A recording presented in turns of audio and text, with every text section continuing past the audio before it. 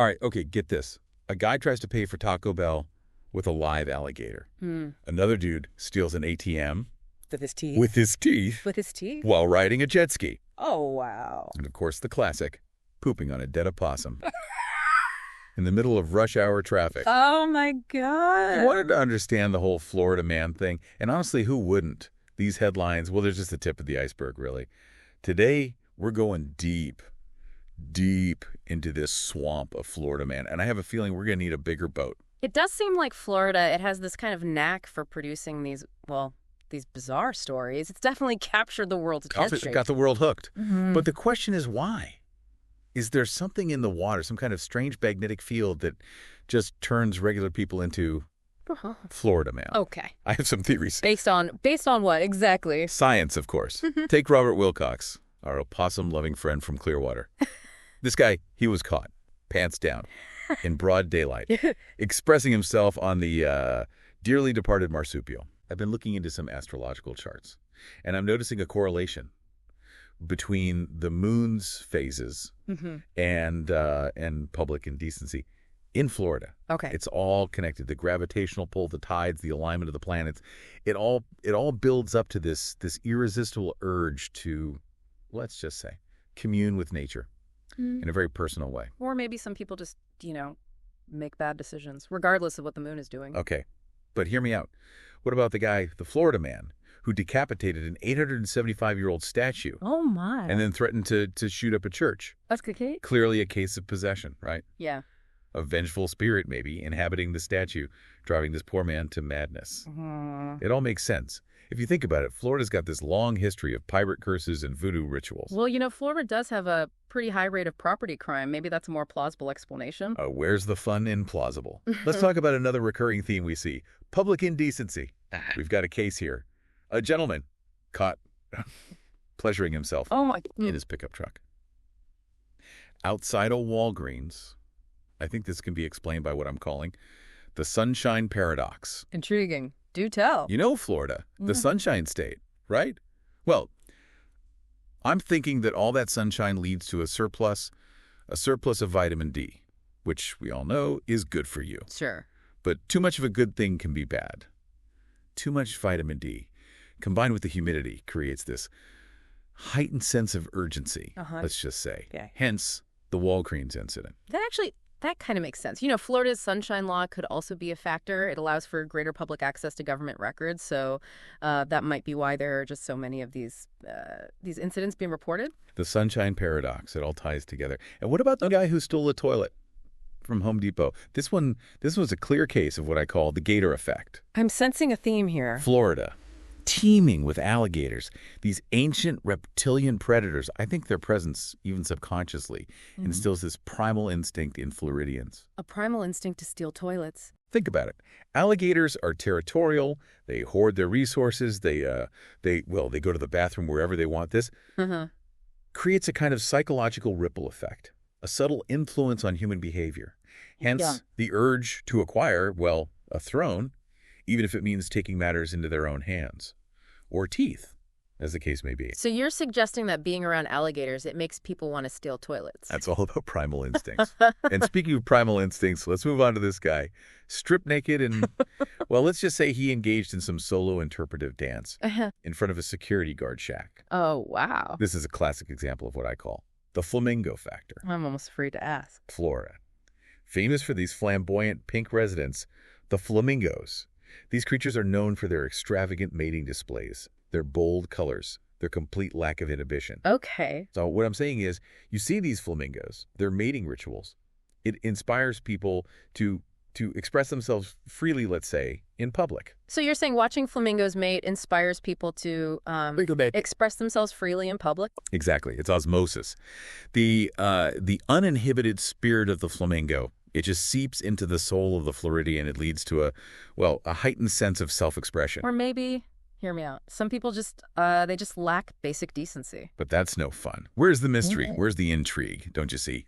Florida man is a puzzle. He's an enigma wrapped in a riddle, wearing a bathrobe, and riding a lawnmower down the highway. Okay. I'm determined to solve it, one outlandish theory at a time. Well, you certainly have your work cut out for you. You know what? I wouldn't have it any other way. Now, where were we? Ah, yes. The case of the Florida man who tried to trade a live alligator for a chalupa at the Taco Bell drive-thru. Oh. This one really has me stumped. Even my most outlandish theories. I just can't explain this audacity. Maybe this is one of those cases where the simplest explanation is the best. Maybe the guy just really, really loved chalupas. But it's got to be more than that. Yeah. Right? It's like some kind of like primal barter system. A throwback to our hunter-gatherer ancestors, you know? So you're saying he was just trying to Yeah. to provide for his family, offering the most valuable thing he had. Exactly. A prime specimen, Right. teeth like daggers, scales like armor. Who wouldn't trade that for a for a delicious, cheesy, meat-filled chalupa? Yes. It does have a certain appeal. Right. And speaking of rugged, let's talk about this next Florida man. Arrested for wrestling a bear in his backyard. This has got to be a classic case of the Hemingway hypothesis. Yes, a literary influence. I knew it. Ernest Hemingway, you know, the Right. famous author, spent a lot of time in Florida. His books, they often celebrate masculinity, adventure, facing danger head on. So you're suggesting that this whole bear wrestling thing is like a subconscious homage to Hemingway, a modern-day old man in the sea, but with a more antagonist. Maybe. Or, you know, maybe it was just one too many beers. And a lot of misplaced bravado. But where's the fun in that? Mm. I like my explanations with a side of, literary symbolism. Okay? What about this guy? The Florida man who was caught trying to break into a police station to charge his phone. This one defies logic. Or does it? I have to admit, I'm curious. What's your take on this one? This, my friend, is a clear example of the fountain of youth phenomenon. Oh, Florida. We know this, right? It's a haven for retirees seeking a sunny escape from reality. So I have this theory that the state's unique climate, this laid-back atmosphere, it has a rejuvenating effect, a sort of like reverse aging process. Reverse aging. Exactly. It's like a real-life Benjamin Button. These retirees, they're not just escaping the cold. They're escaping time itself. They're going back to this youthful state of mind, a time when social norms were, let's say, more flexible. So you're saying breaking into a police station just to charge your phone, that's a sign of youthful exuberance. It's a cry for help, a desperate attempt to stay connected with the modern world. They're like digital nomads searching for an outlet, a source of power. Literally. Mm-hmm. They just happen to be a little confused about where to find it. That's one way to look at it, though I suspect that maybe just a lack of awareness might be a simpler explanation. But where's the fun and simple? We're talking about Florida man here. Yeah. The man, the myth, the legend. I'm determined to uncover the truth no matter how outlandish it seems. What's next on our docket of delightful deviance? Well, we have the case of a Florida man arrested for trying to launch himself into space. Into space. Using a homemade rocket. Yeah. Fueled by, wait for it, Diet Coke and Mentos. Oh, yes. A classic case of what I call the Space Coast Syndrome. Right. Florida. It's home to Cape Canaveral, the Kennedy Space Center. It's always been a hub for space exploration, innovation. So you believe that inspired someone to strap themselves to a makeshift rocket powered by soda and candy. Think about it. The dreams, the aspirations, the boundless possibilities. It's all there swirling around in the Florida air. It's no wonder that some people, maybe those with a more do-it-yourself approach to science might get a little carried away. I suppose.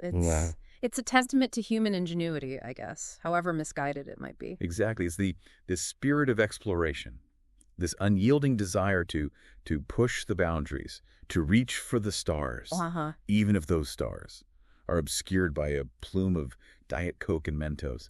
It's the Florida man way. I'm starting to think as we dig deeper into these Florida man files that we're not just looking at like isolated incidents, We're seeing a cultural phenomenon, this collective unconscious yearning for something more, something wilder. Or maybe just a collective yearning for attention. We can't forget about the media's role in all this. The crazier the story, the more clicks it gets, right? It's a symbiotic relationship. Florida Man makes the content, media gives it a platform, and the whole world gets its daily dose of crazy. But see, that's where you're wrong. It's not about seeking attention. It's about transcendence.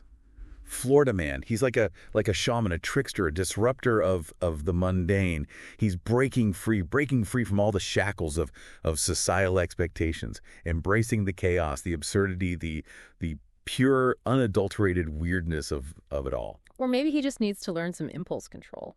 But think about it, though. Florida man, he's not hurting anyone. He's just living his truth. However strange or unconventional it may be. He's like a folk hero for the modern age. A rebel with a cause. Even if that cause is, well, stealing a flamingo from the zoo and riding it down the highball. Flamingos again. You really have a thing for those birds, don't you? They're majestic. But speaking of majestic, this Florida man, arrested for impersonating a police officer using a badge that he made out of a pizza box. All right, that one's pretty creative. I'll give him that. Creativity, that's the hallmark of the Florida man. He's resourceful, innovative. He's not afraid to think outside the pizza box, so to speak. Or maybe he just couldn't afford a real badge. You're such a pessimist. It's not about material things. It's about identity. Florida man, he's creating a persona, a larger-than-life caricature of authority. He's like a walking, talking satire of the establishment, like a jester, poking fun at the powers that be. Or maybe he just wanted to pull someone over. Okay, you know what? You sound like a broken record. Where's your sense of wonder? Yeah. Your appreciation for the absurd. Don't you see? Florida man is an artist, a performance artist, using life itself as his canvas to create this masterpiece of the bizarre. I'll admit, he's definitely entertaining. And we can't forget the sheer variety of his antics, like trying to pay for gas with a bag of weed, claiming to be a time traveler. Florida man, he never fails to surprise us. Exactly. He's a chameleon, always changing, defying any label you try to put on him. He's the embodiment of the unpredictable, the wild card. And that, my friend, that's what makes him so fascinating. He reminds us that life doesn't always have to make sense. Sometimes it's okay to just embrace the chaos, and laugh at how absurd it all is. So the next time you see a Florida man headline, don't just, shake your head. Smile. Shake your head and smile. Yeah. And remember that somewhere out there in the swampy heart of Florida, the legend lives on. And if you ever find yourself in Florida, well, keep your wits about you. Your door's locked. And maybe just steer clear of any alligators you see lying around. You never know what might happen. Well said. Stay curious out there, listeners. And remember, the truth, it's often stranger than fiction, especially in Florida.